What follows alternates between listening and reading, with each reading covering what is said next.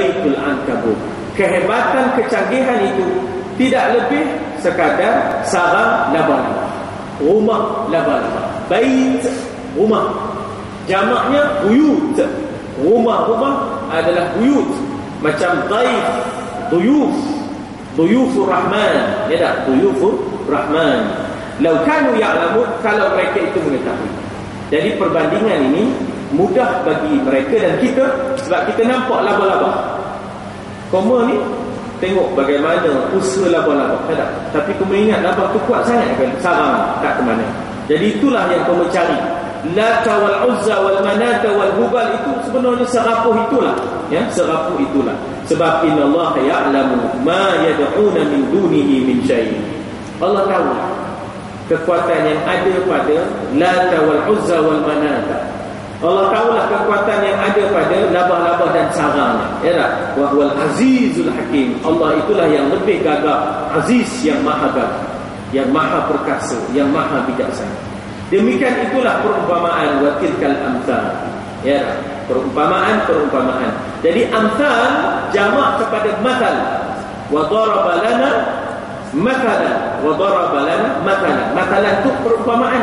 Kita pun pakai, orang Melayu pakai mathalan. Misal, kan? Masalahnya, kalau orang lama-lama dia kata masalahnya, dia lesor sikit, je tak? Dia lesor sikit. Jadi maknanya situ, gunakanlah akal. Wa ma yaqiluha illa al-alimun. Wahai orang yang mengerti, orang yang ada ilmu, gunakanlah akal untuk kamu berfikir. Apakah gunanya kamu menyembah sesuatu yang lemah, yang tak upaya, sebesar mana pun patung, setinggi mana pun patung, dia tak ke mana, ya, dia tak boleh buat apa-apa. Jadi ini perbandingan, mesti akan dapat pengajaran. Syaratnya yaqiluha al-alimun. Kalau semata-mata sentimen, tak upaya. Sentimen, mawaddata bainikum, kasih sayang, ingatkan orang tua-tua, yang itu tak upaya lah, pasal ada sentimen.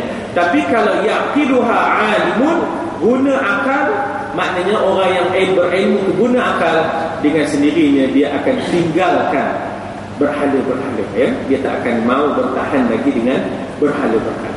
Jadi tuan-tuan dan puan-puan, kita tengok huraiannya yang dikemukakan oleh Pak Hamka di dalam muka surat 185, rumah laba-laba. Katanya setelah kita renungkan dengan saksama dalam hubungannya dengan surah-surah yang lain, terdapatlah isi dari surah Al-Ankabut menekankan soal jihad.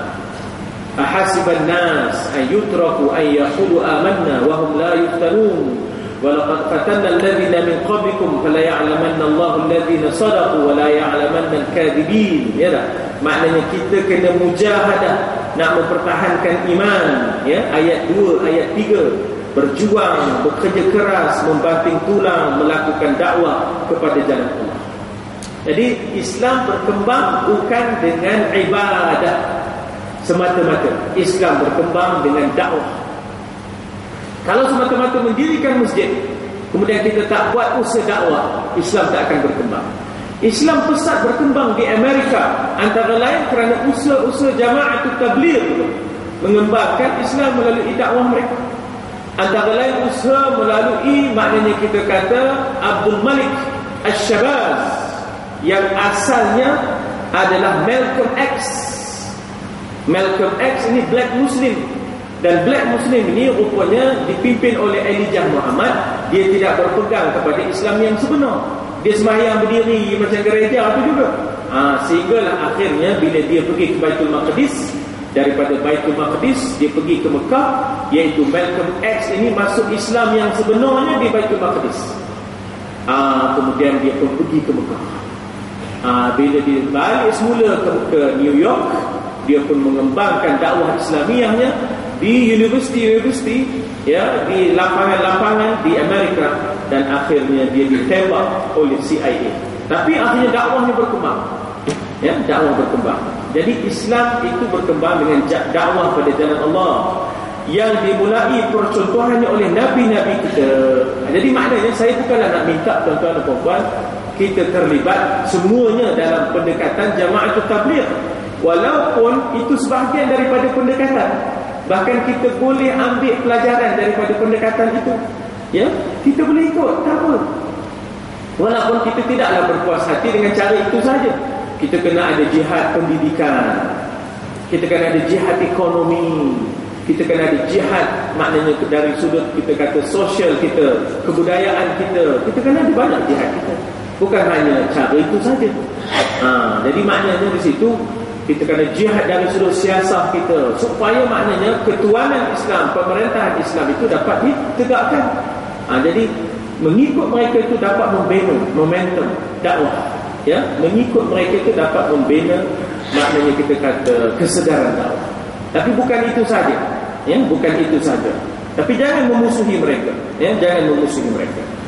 Jadi dikata di sini bahawa barulah suatu jihad dapat dilakukan dengan bersemangat jika telah jelas apa yang diperjuangkan. Bahawa kita mengajak manusia supaya menyembah Allah, jauhkan diri daripada taghut, maknanya jauhkan diri daripada penyelewengan, melampau batas, kezaliman, menentang hukum Tuhan. Kita kena wajtanibut taghut, tak boleh bersama dengan taghut, ya, tak boleh bersama dengan taghut. Pokok perjuangan sekalian Nabi dan sekalian Rasul ialah tawajjuh, wajjahtu wajhiya lilladzi fataras samawati wal ardh, mempersatukan wajah hidup menuju Allah, Tuhan yang esa, yang tiada sekutu baginya. Bagaimana Nabi Ibrahim berdepan dengan Namrud, Musa berdepan dengan Fir'aun, maka pejuang-pejuang Islam seperti Nabi Muhammad berdepan dengan Abu Jahal. Maka sampai bila-bila kita tak boleh nak elak kalau ada status quo, kalau ada keadaan di mana pemerintah tidak bersedia untuk menerima Islam sepenuhnya, maka kita kena bangun untuk menyatakan yang benar. Apapun risiko yang terpaksa kita tanggung, itulah perjuangan, ya, itulah perjuangan. Kepercayaan kepada satu Tuhan mesti teguh berurat akar dalam jiwa seorang mujahid. Itulah yang dinamakan sebagai pegangan. Itulah yang ada pada millata abina Ibrahim hanifa wa ma kana minal musyrikin. Itu yang dikatakan keberkatan perjuangan Ibrahim, maka Allah Ta'ala angkat martabatnya. Kalau lemah pegangan, habislah, perjuangan pun lemah, ya. Kalau dah pegangan lemah, perjuangan pun lemah, ya dah. Tak apa buat, takut je, ya dah. Takutkan bayang-bayang, ya dah. Takut je, ya dah. Rapuh, ya, tak mampu dan bobrok, ya, berdepan dengan kejahatan-kejahatan. Sebab itu tujuan hidup mesti pasti jelas.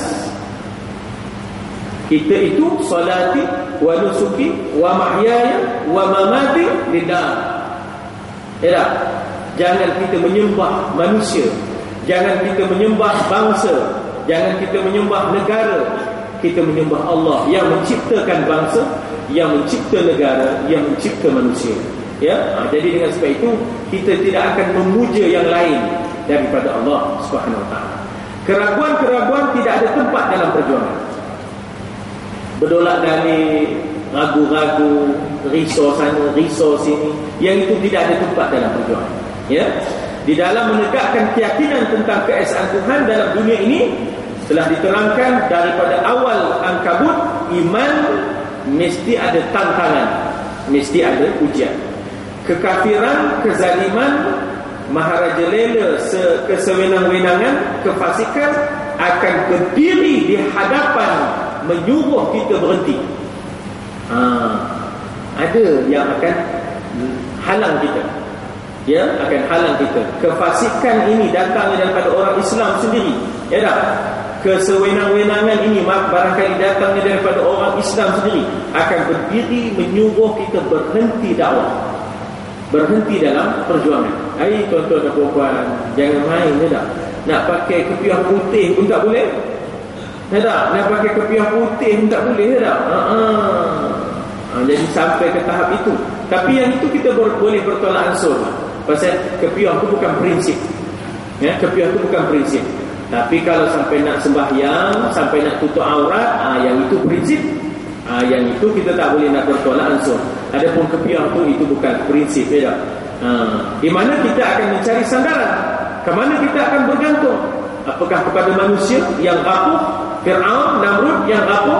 Ankabut. Ya tak? Kekuatan yang paling tinggi hanyalah satu, iaitu kekuatan Allah.